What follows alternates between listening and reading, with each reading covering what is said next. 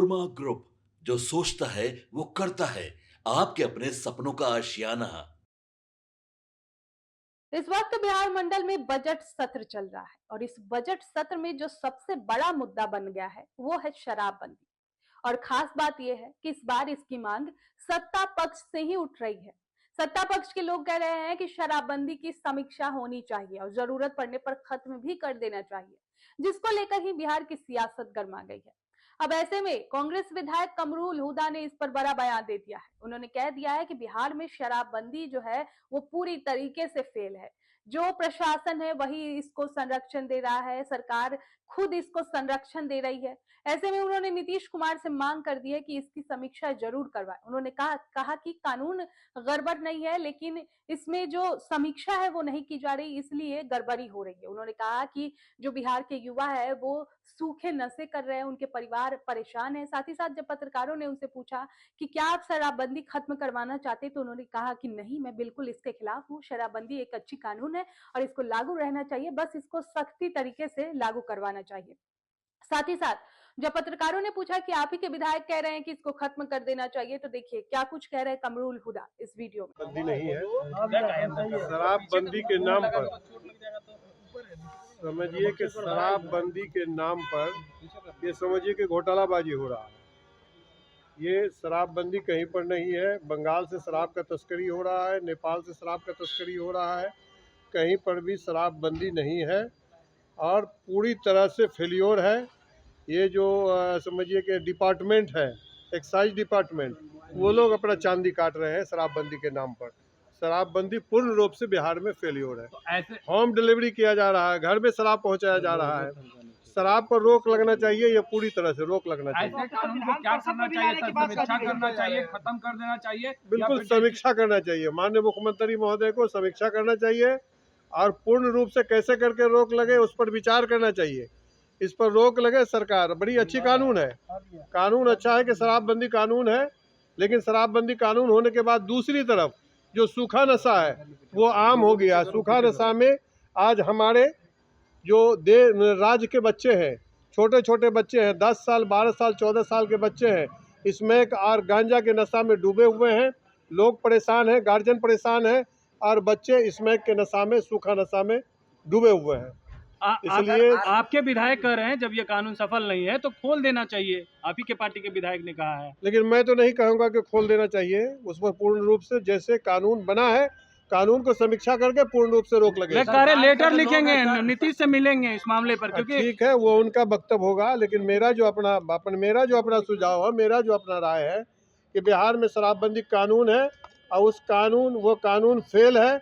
उस पर माननीय मुख्यमंत्री महोदय को समीक्षा करना चाहिए और समीक्षा करके पूर्ण रूप से कानून उसमें लगना चाहिए। सरकार में जो बैठे लोग हैं वो कह रहे हैं कि हम लोग कार्रवाई कर रहे हैं, 10 साल से कार्रवाई हो रही है, जेल में लोग जा रहे हैं। कानून सही है, बिल्कुल सही है। शराबबंदी कानून सही है, शराबबंदी होना चाहिए। शराबबंदी नहीं होने की वजह से सैकड़ों परिवारें उजड़ जाती है। लेकिन शराबबंदी कानून है एक तरफ और दूसरे तरफ जहरीली शराब पी करके लोग मर रहे हैं। कानून लागू हो गया लेकिन कानून में इम्प्लीमेंट नहीं हो रहा है। जो एक्साइज डिपार्टमेंट है, एक्साइज डिपार्टमेंट इसमें मालामाल हो रहा है। सर आपके क्षेत्र में बनाने के लिए अमित शाह जी आए हुए हैं, मुबारकबाद है। सीमांचल में उनका, किशनगंज में भी मुबारकबाद है। अगर अच्छे मनसे से आए हैं, सीमांचल को कुछ दे करके जाएं, कुछ सौगात दे करके जाएं और जाति अनुवाद या धार्मिक अनुवाद फैला करके नहीं जाएं, ये मेरा कहना हो। घुसपैठी को भगाने के लिए आए हैं।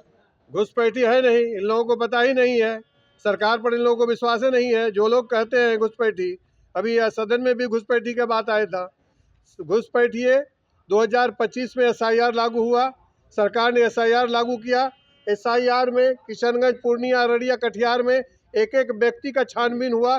कहीं पर कोई घुसपैठी नहीं मिला, न बांग्लादेशी घुसपैठी मिला, न रोहिंग्या घुसपैठी मिला। घुसपैठी है कहाँ?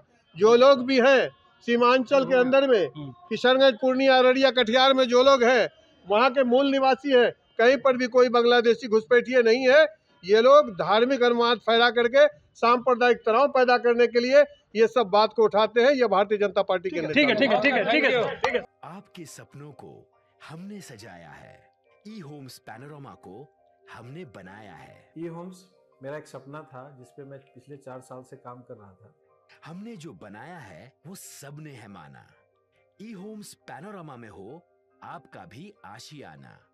और फाइनली हमने 2021 में इस प्रोजेक्ट को लॉन्च किया। बहुत लोग अप्रिशिएट कर रहे हैं कि पूर्णिया जैसे शहर में बिहार के, एक तो बिहार की बात करें उसमें भी पूर्णिया जैसे छोटे जगह में इस तरह का लाइफस्टाइल देना, ये सुन के हम लोगों को बहुत अच्छा लगता है।